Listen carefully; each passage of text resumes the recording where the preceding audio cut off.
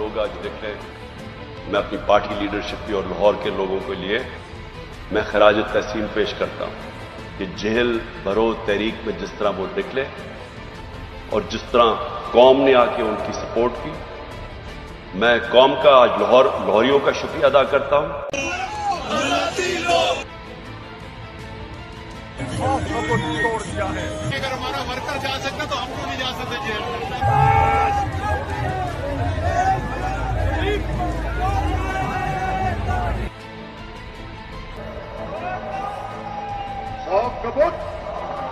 तो खान साहब आइए और तमाम पाक में बैठकर कैमरे की आंख से देख लो कि तुम्हारे साथियों ने, कारकुनों ने आज चरित्र पर खौफ का पाश कर दिया।